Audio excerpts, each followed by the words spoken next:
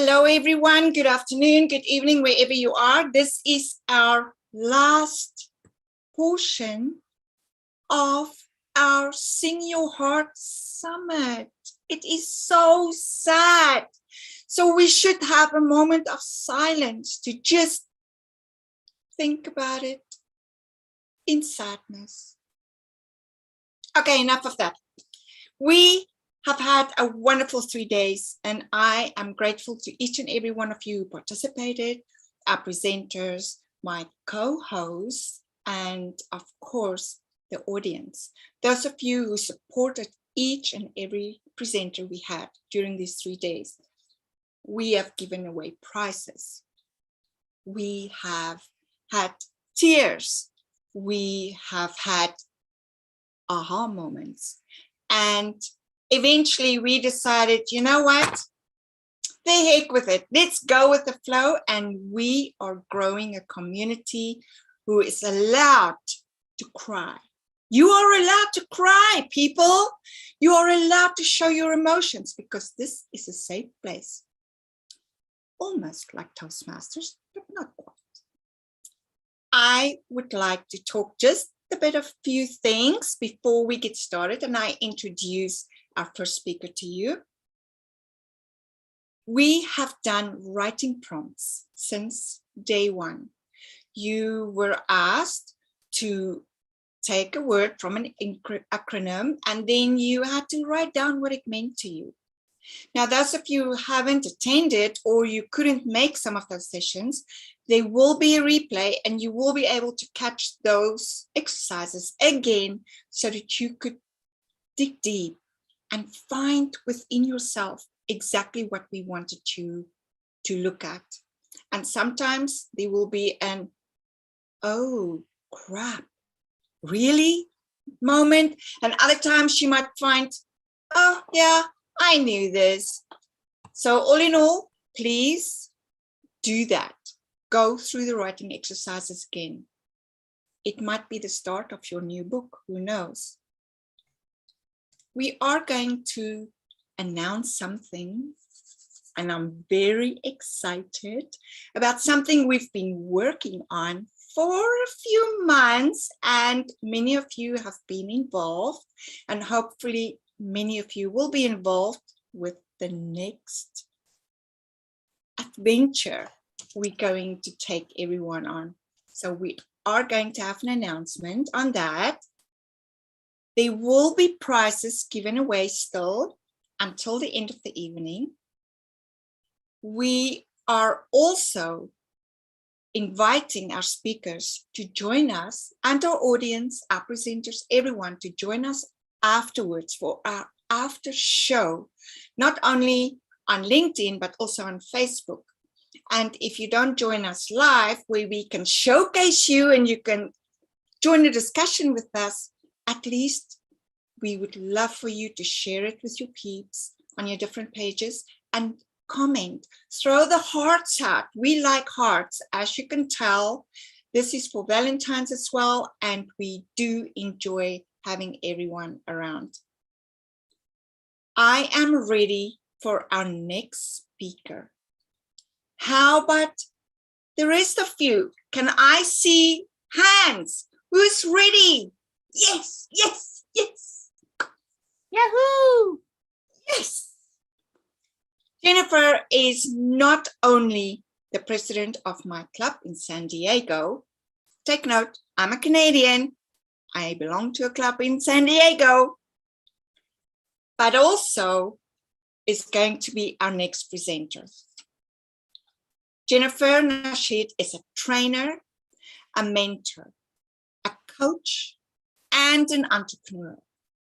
Among her accomplishments, Jennifer founded a 501c3 non-profit organization for women and women with children who had suffered domestic violence, poverty, and substance abuse.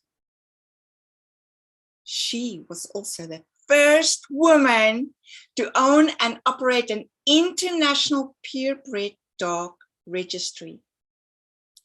Please help me welcome with our virtual applause, Miss Jennifer Saunders.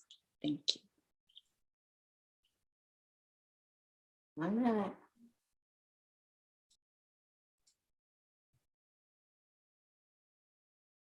Come on, come on.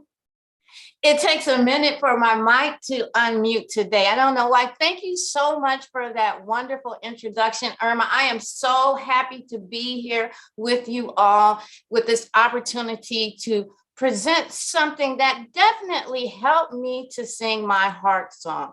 I do want to share my screen, so give me 1 second to get that all set up. And do you see my slides? And can you hear me okay? Yes, yay, and yes. Yay, Yes, yes. yay, yay. Outstanding. Alone in my bathroom, 14 years old, staring at the scale, waiting for the final number to appear, looking for all the world like a gambler who had just put their last coin in the slot machine and was praying for a jackpot.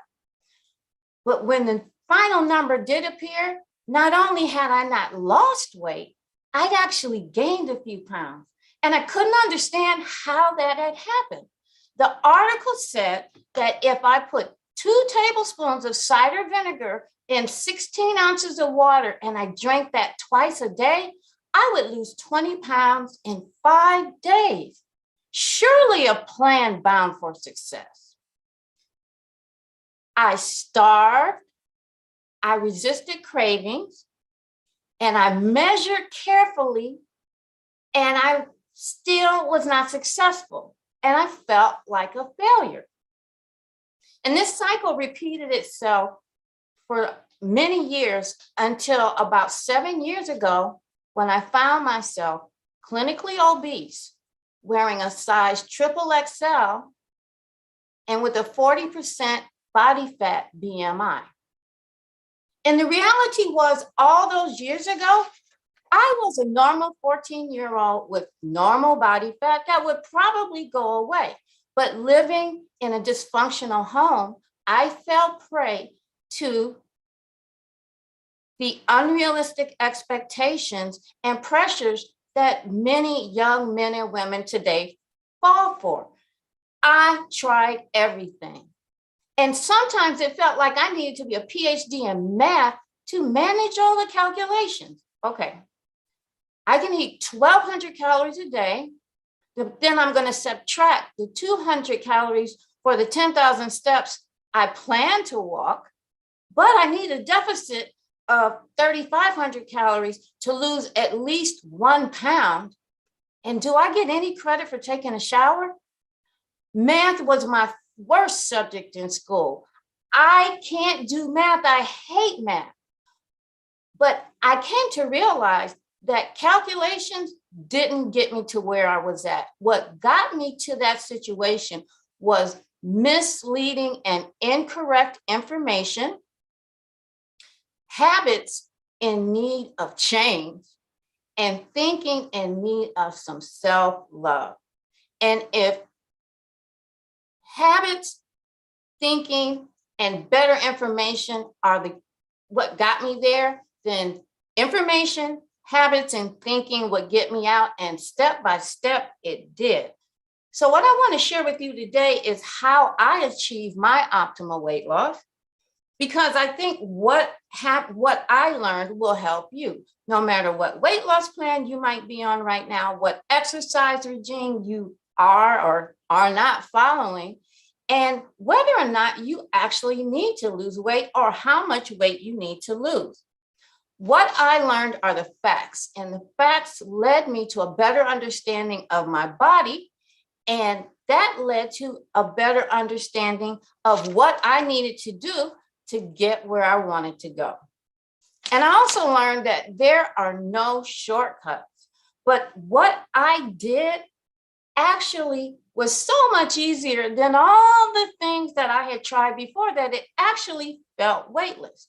So I hope this information will help you to achieve your optimal weight, because being our optimal weight is an important aspect of singing our heart song.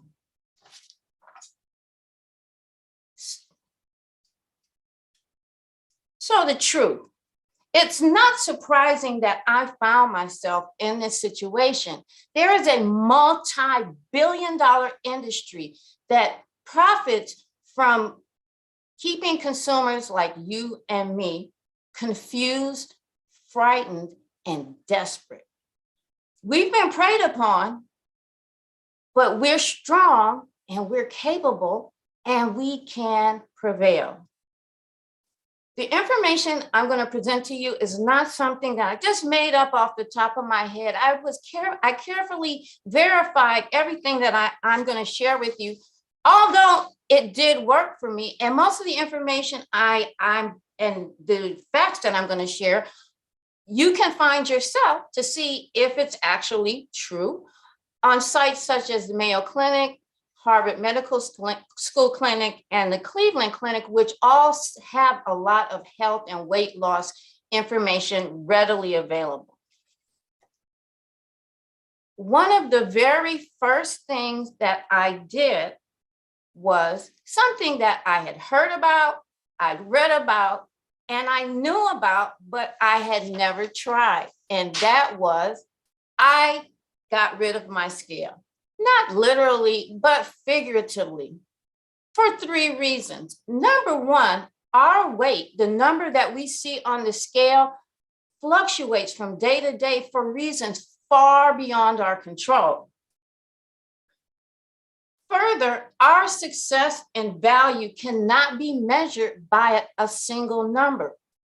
We are more than a minimum daily requirement. And even the language around weight loss is not helpful. That's why I prefer referring to it as my optimal weight instead of my goal weight. Goal weight infers that my success is tied to a number, whereas optimal weight is defined by me. According to Hollywood standards of optimal weight, I'm probably 10 or 15 pounds too heavy. And according to hip hop standards of optimal weight, I might be 10 or 15 pounds too light because I have no junk in my trunk. The only way that I can back that thing up is by walking backwards.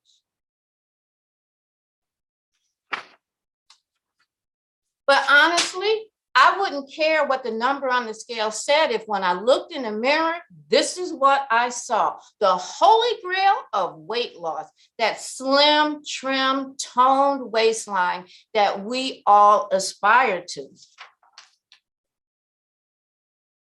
And this further supports the fact that the scale is less than helpful because this is all about inches. So what am I saying?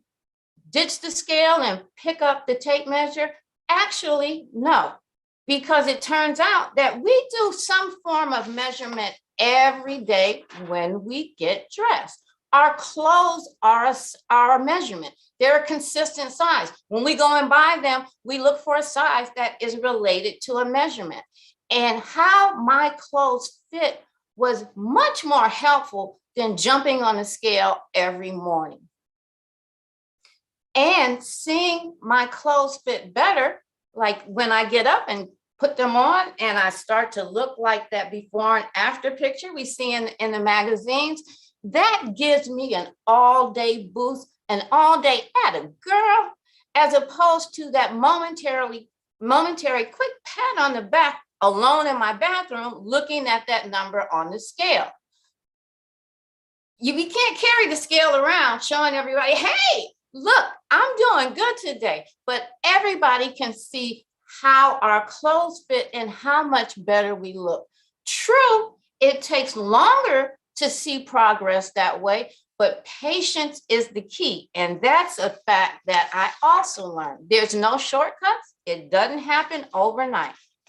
So I had made a start in my weight loss journey, but I still needed some more information. And one of the main areas where there is more confusing and misleading information about is metabolism.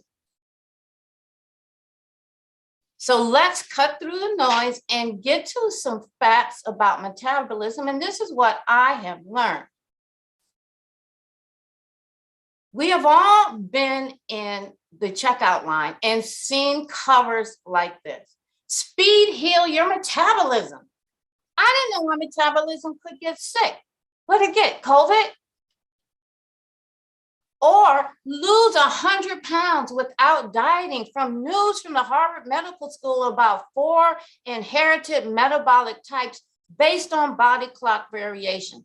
Well, I actually looked that story up, and it has nothing to do with losing 100 pounds without dieting. It actually discusses 4 metabolic disorders that people can have, but the majority of us don't, and is completely unrelated to the rest of the information on that blurb. That's what we're up against. But here is the truth about metabolism. And now I want to ask you, if you want to go ahead and unmute yourselves, that would be super duper. Put it in chat. So tell me what is the definition of metabolism? Is metabolism determined by how many calories are consumed or used? Is it measured by how many calories are used at rest? Or is it the process by which your body converts what you eat or drink into energy? Smart people here. Well, it took me a lot longer than you guys to learn the definition of metabolism. You are right. It is, the process by which your body converts what you eat and drink into energy. Now, which system of the body uses more energy? And why this is important to me is because I wanted to really focus my efforts where they mattered the most. And if it turned out something different than what I thought I needed to know. So which system of the body uses more energy? The muscular system, we're swathed head to toe in muscles. We know that that can be really important when it comes to any weight loss effort. What about our brain and nervous system? The brain uses a ton of energy. Or the digestive system. A lot of organs in the digestive system. Anybody want to take a guess? Because I did not know. Digestive system. I don't know if that was a lucky guess or you have been researching just like I have, but yes, indeed, it is the digestive system. The digestive system uses 70% of the energy that we ingest every day, 70%. Final question about what metabolism is, means, and how to define it. So where is the majority of our metabolism located? Is it in our endocrine system? Is it in our circulatory system? It's in our digestive system, where 70% of metabolism is located, making metabolism and the digestive system almost synonymous. And another interesting fact is 70% of our immune system also is in our digestive system. So now we have a better understanding of metabolism. And for me, that definitely helped me understand some of the things that I thought I needed to do to get where I wanted to go as far as my optimal weight.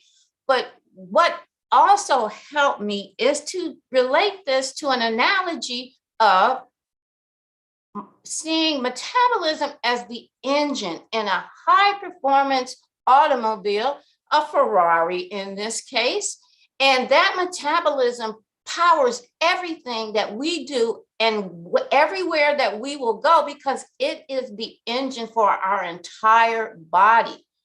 And what does any high performance vehicle need? Well, it needs high octane fuel. So of course, I needed, to pay more attention and make some different choices about what I put into my body.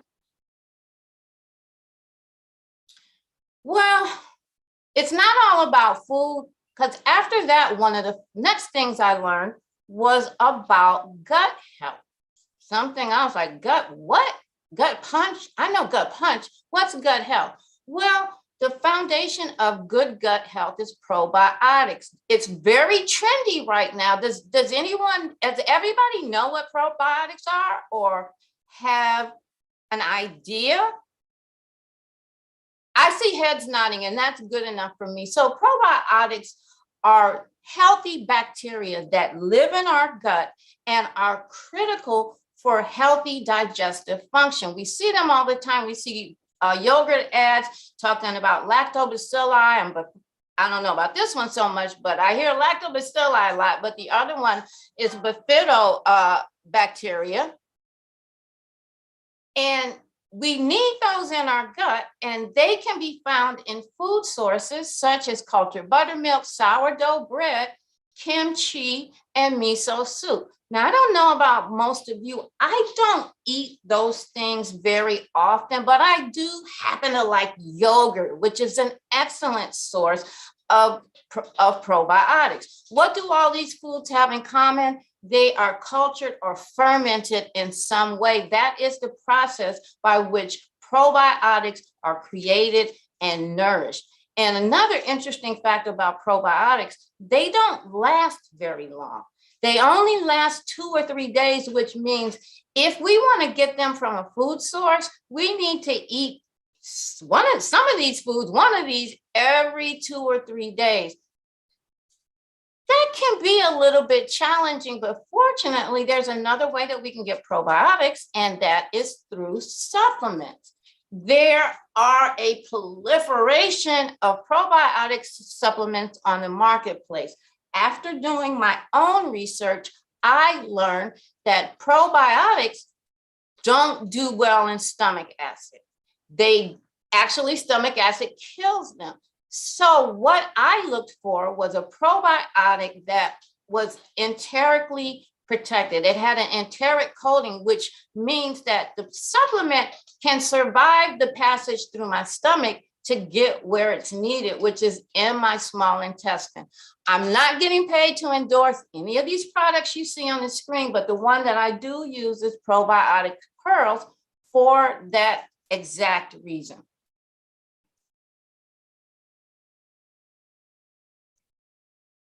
So the next thing we need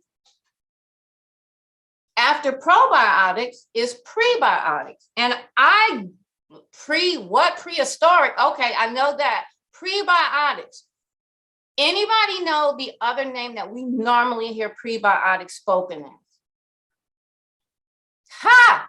I was very surprised at this. Prebiotics is fiber. Why do we need prebiotics? Why does probiotics need prebiotics? Because that's the food for probiotics. That's what they eat. Fortunately for us, there are a lot of great food sources to get prebiotics.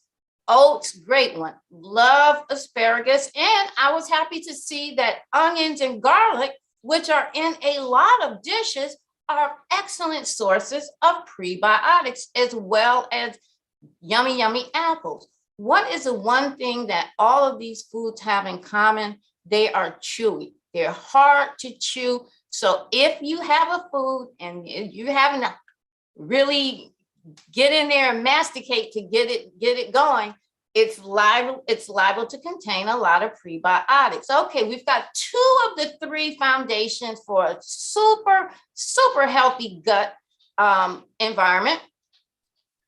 The next thing we need is water. He's like, oh my God, not water again. They're always telling me to drink water. Well, in this case, drinking water, I was super motivated to drink water because I had eaten my probiotics and I'd eaten my prebiotics. I didn't want to sabotage any potential benefit by not drinking water. Water helps.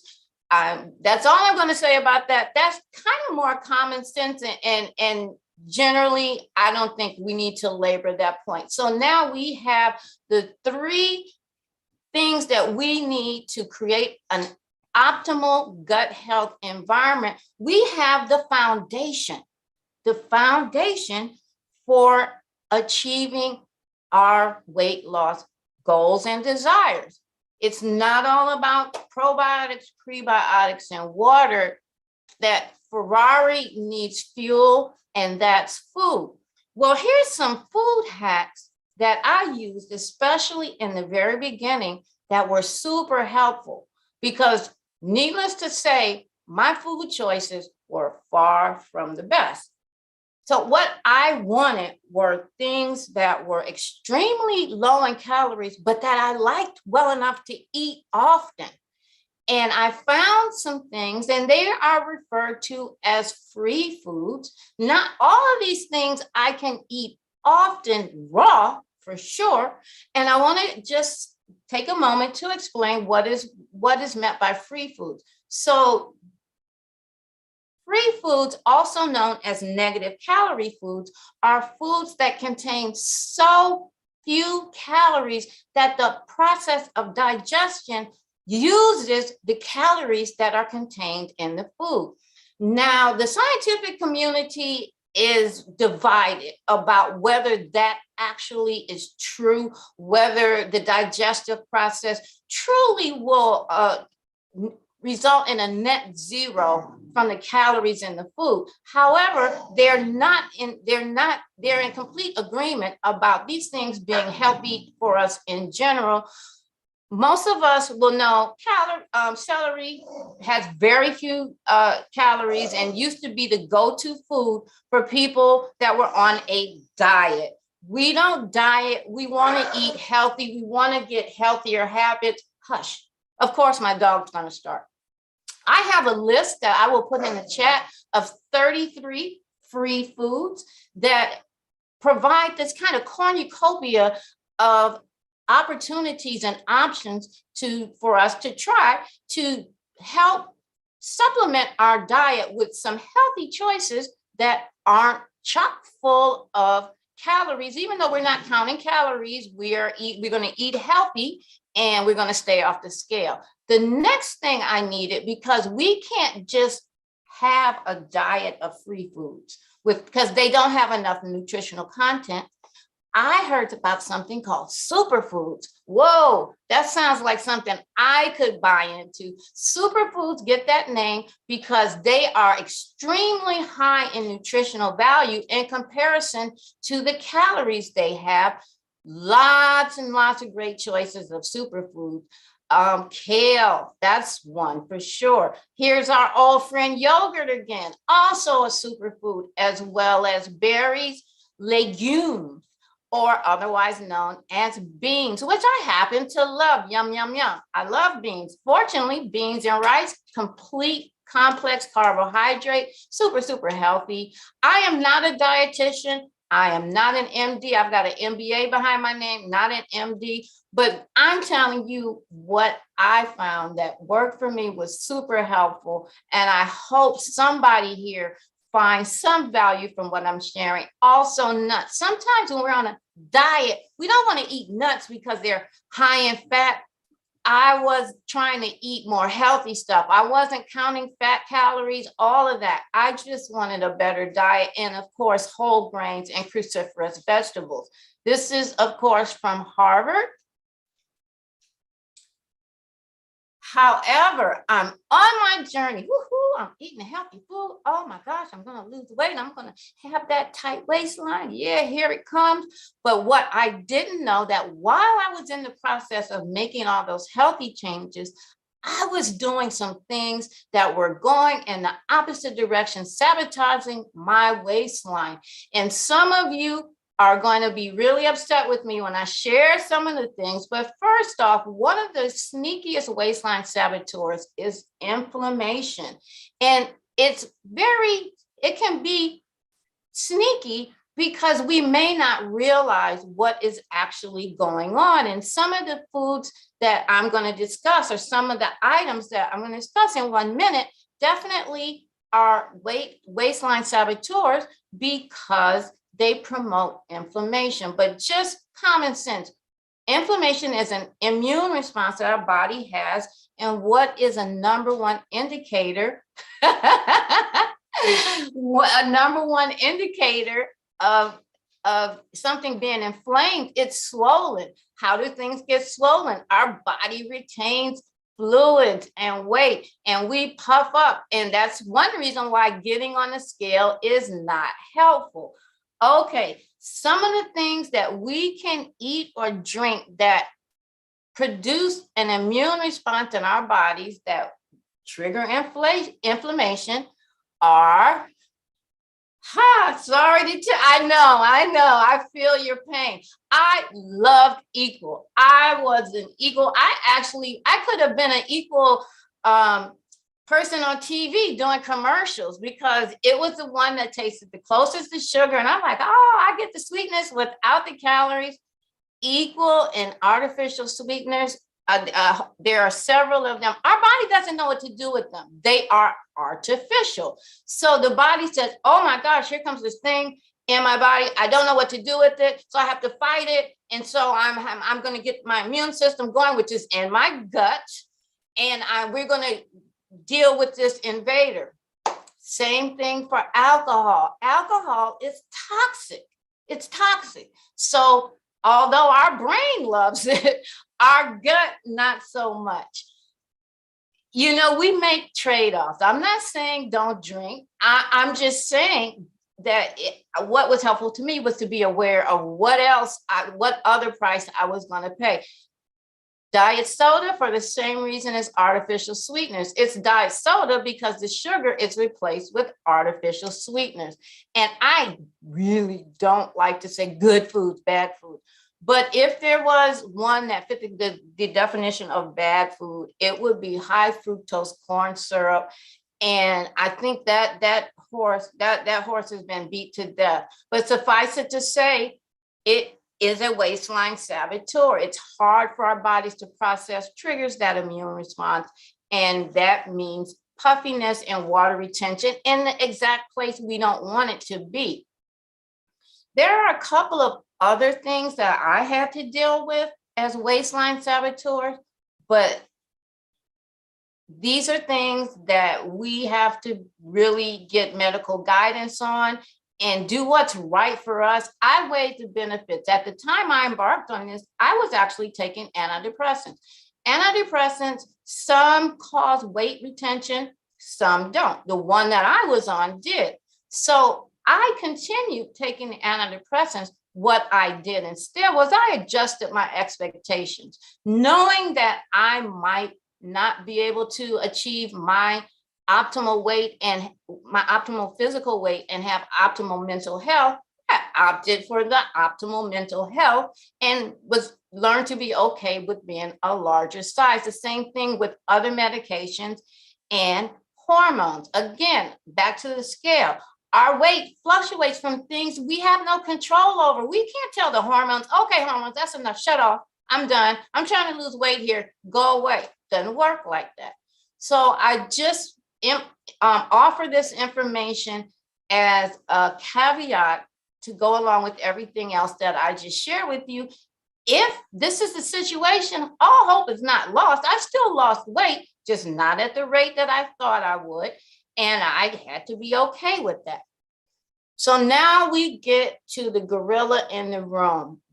Why we started eating in the first place, the mental game. I used to think that, or not used to think, but it had occurred to me that obesity was a mental health issue. And I didn't want to say that because we tend to make diseases and syndromes and things out of every living thing. But one part of that is true. It's in our mind. We carry weight in our mind. And so I had to get on top of that game. Why was I eating in the first place? This all started when I was 14 years old. And I have an exercise that I want us to go through that'll kind of, it's what I did. And hopefully it will help people get a grasp of the situation and the thinking that can really prevent us from ever making any meaningful progress. So it's self-talk. It's the things that we say to ourselves around weight or other things that we eat over. Because we eat our emotions. That's how we end up wearing a size XXL and with a 40% BMI. Some of it was what I tell myself. So back when I first started out doing this, and cell phones were around, but they certainly weren't used like they were. And so what I did was call mirror therapy. And what that is was looking in the mirror. And what I want you to do is pull your phones out right now. Everybody takes selfies. Everybody here takes selfies. So pretend like you're going to take a selfie. And you can even take a selfie if you want to. Where is my camera? I'm just pretend I can't find it. And so look at yourself. Here it is. In your phone. And I want you to say to yourself, I love you. I love you, and you are more than good enough. You have to, don't just say the word, you have to say it genuinely. I love you. When I first did this exercise, I couldn't say that. I could only manage, I like you. And I had to work up to I love you. And that was after I stopped looking at, oh, my hair and oh, the lipstick and oh, your double chin and your cheeks and all that. Don't do any of that. Look in your eyes. Imagine looking into your soul. The eyes are the window to the soul. And practice loving yourself. The thought of me loving me was foreign, and it took a whole process of positive self-talk to get me to a place where I was able to appreciate myself, have the self-confidence and self-esteem to continue to make progress. Otherwise, I was going to continue to eat my feelings and not make any progress. The other thing that I have, and many of us have, is a lot of negativity. So when I would say, I love you, I would hear back, you're not worth anything. Why? You don't love yourself. You know, you don't like yourself. Why do you love yourself? I had to learn to reject the negativity. So what I would like you to do as you think about saying to yourself, I love you, and giving yourself that positive self praise and recognition, to be prepared for the negative thoughts that will follow and have something ready for them to say. For an example, you're a good person, Jennifer.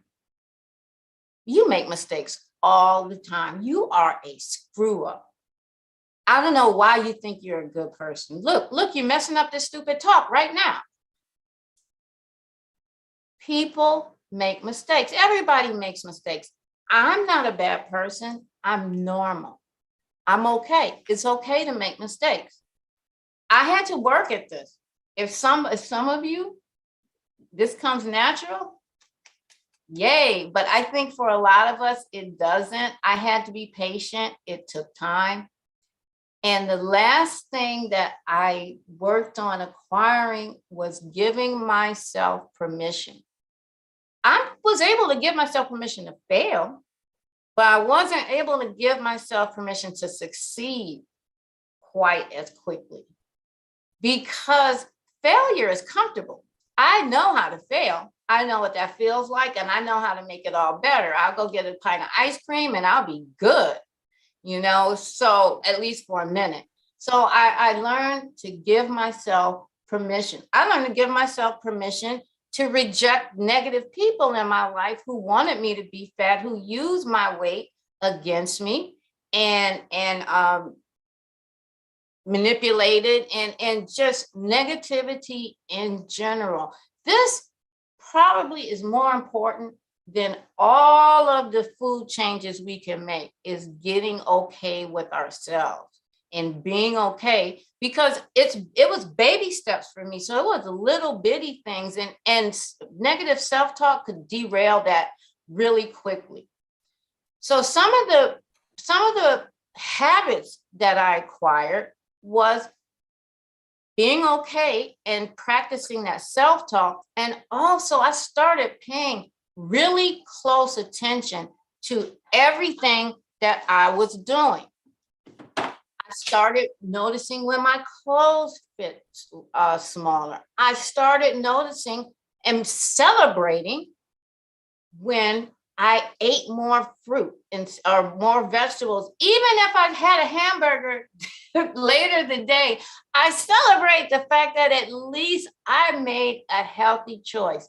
And then I built upon it. There'd been a time when I didn't know the small changes. I needed 20 pounds in 5 days or it didn't count. I needed big changes, big things. And it was the small stuff, celebrating the small successes. I built on that. I could have went out and got back on Weight Watchers or Jenny Craig, but man, that stuff didn't work. And I had never tried this. So I thought I'd give this a chance. And I learned to be patient. Oh my gosh, I'm so impatient. That was really a hard one for me. But once I saw a couple of little steps, 1 pound where I didn't feel like I did much to achieve it, 2 pounds, 3 pounds, oh my gosh, 5 pounds, that's a whole dress size. Oh my gosh, I can do this and this actually works. I gave you a lot here and I went through it fairly quickly. In my mind, this is more like an hour or 2-hour workshop where I can really engage with the audience more and not talk at you so much and get more input and have that conversation. But I really just wanted to put that out there. There's some things that work for me and I hope that they can work for you. So I learned and I paid attention. And one of the things I learned is optimal gut health was super important. And if I had that as my platform, I seem to be able to get that car in gear just a little bit faster. Be kind to myself. Tell myself positive things, whether I'm doing well or today just wasn't that great of a day. I reverted back to my old habits and I turn them into habits. It takes 30 days for a thing to become a habit and 90 days for it to become autopilot. So that's time. That goes back to the being patient thing. And that's where the being patient started to really, really pay off. I am today happy to share with you that I have achieved my optimal weight, as I said in the beginning. And by establishing good habits and cultivating and maintaining that optimal gut health, I have found the same success that you can have. And I hope that to see you one day saying that you are your own optimal you. And I know that I'll be there with you every step of the way. As my heart joins your heart, singing our heart songs in chorus. Thank you for your time.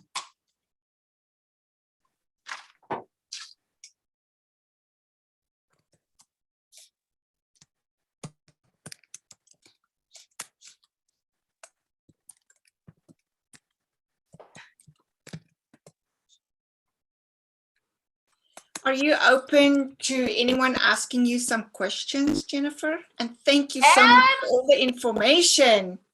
Absolutely. I know it was a lot. I kind of felt like I've been waiting to share this for so long that I just, I want this opportunity to get all this good stuff out there. So yeah. Anybody have any questions about free food, superfood, metabolism, anything? Jennifer, do you have something that you can copy and paste in the chat, or? I was going to do that right now. That list of of free foods was very, very helpful. There were some things I knew and some things I didn't know. So I was glad to be able to find and share that. And I also there's a great list of, superfoods, free foods. And there's a great list of superfoods that I would love to be able to share. If someone would be interested, just reach out to me and I will definitely I will definitely get that out to you. So the free foods is in the chat and the link is there. And when you look at the actual article, there's all this other helpful stuff linked to it that I kind of got lost and woke up an hour later after going from article to article. It was really helpful. Thank you for that download. Awesome.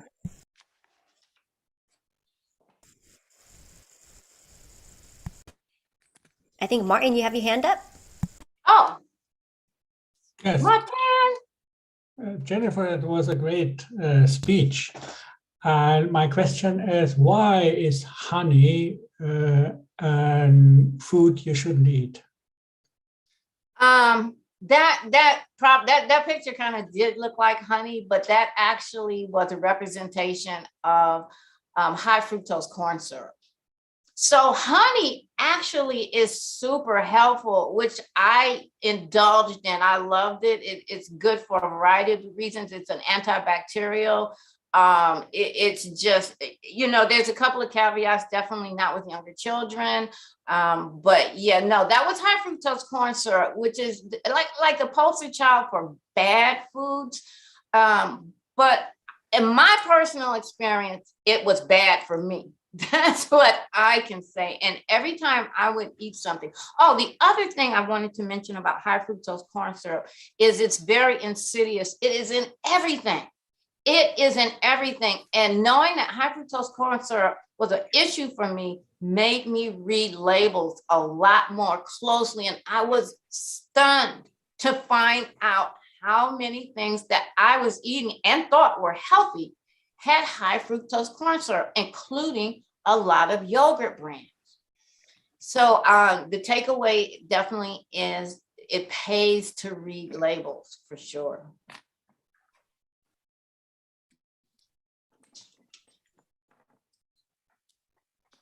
Megan, you've got your hand up. Unmute yourself, Megan. That's surprising. I'm always ready to talk. Thank you. I'm muted. Thank you so much, especially for breaking this down so much. I do have a quick question. Do you have any advice for getting started with trying to get on a much more healthy level? And I know it would be too much, at least for me, to try to change my nutritional plan like overnight, but to get started with I know my husband and I just eat differently. So I don't know if you did this with your husband, but do you have any advice in terms of tailoring eating habits differently than the person you're living with? Or kind of going for that? I don't know. It's just sometimes that's hard for us. It is, and it's funny that you asked that. So I didn't say that, but full disclosure, one thing that really helped me was I decided to stop eating meat. So I decided to become a vegetarian. My husband still eats meat. So yeah, there's a trade-off there. But I just want to say this about becoming vegetarian. I didn't think I could do it. I loved meat, especially bacon. And I think it was ham was the other thing. So this is the deal I made with myself. I said, I'm going to eat vegetables, fruits and vegetables only all the time, except when I just have such a bad craving for bacon. Then I'm going to eat some bacon. I'm going to eat some bacon then.